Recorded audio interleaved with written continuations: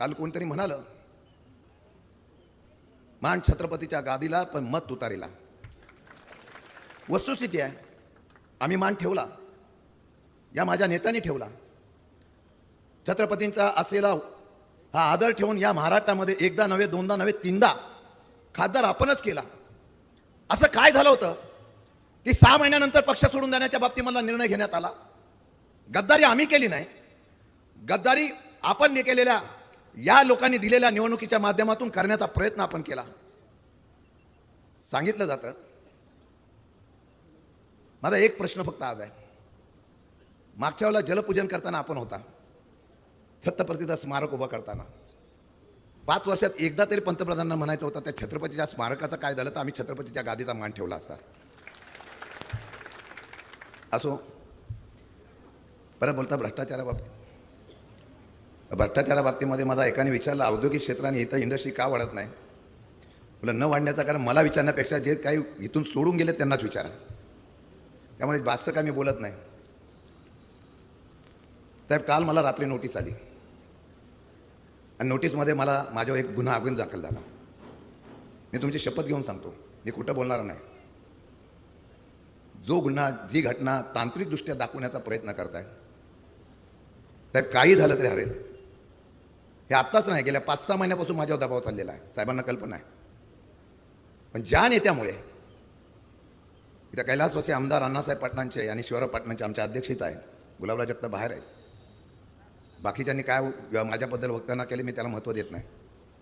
पण पाटण खोऱ्यामध्ये असलेला माथाडी कामगारसुद्धा मनापासून माती आहे त्याला.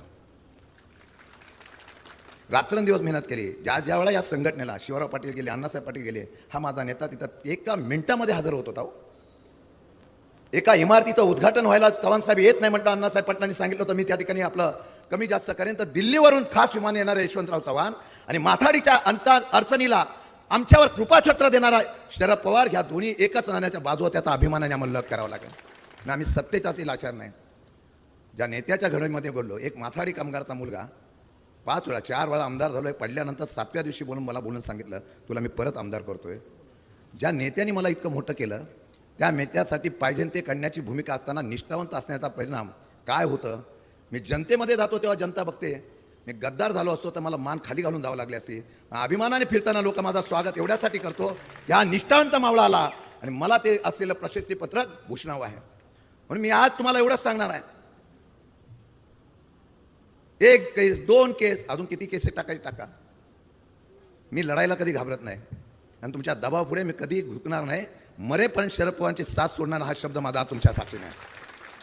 आणि म्हणून तुम्हाला एवढंच सांगतो, काय उद्या होईल ते होईल, पण सगळेजण शरद पवार बना, सगळेजण राहुल गांधी बना, सगळेजण उद्धव ठाकरे बना, सगळेजण शशिकांत शिंदे बना.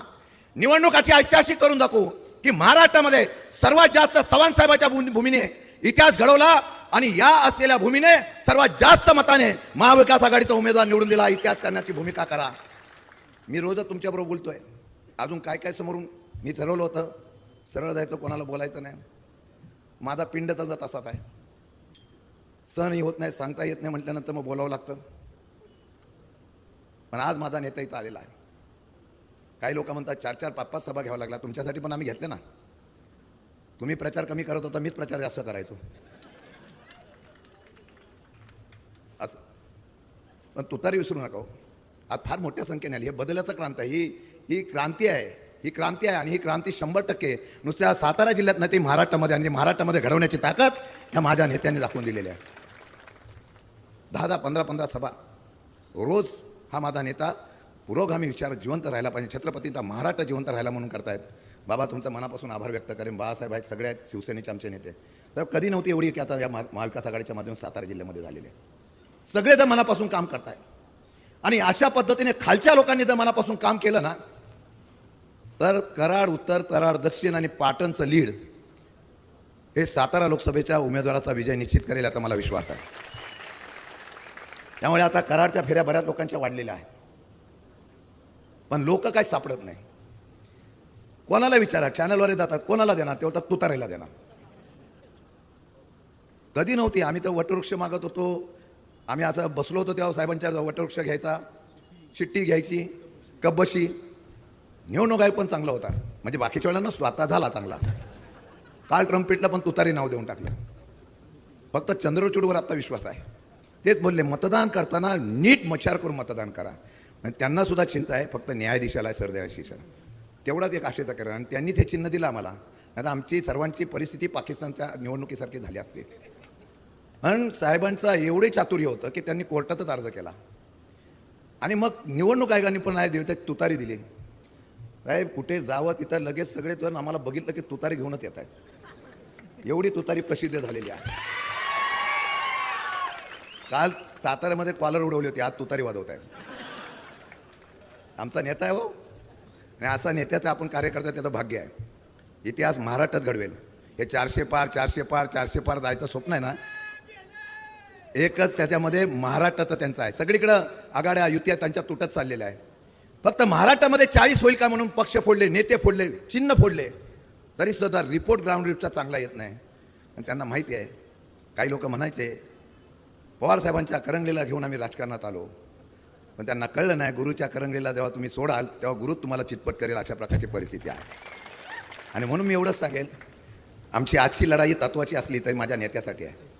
एक इतिहास करून दाखव, असा इतिहास करून दाखव की कोणतरी बोलतं ईव्हीएम बटन काहीतरी गडबड होते.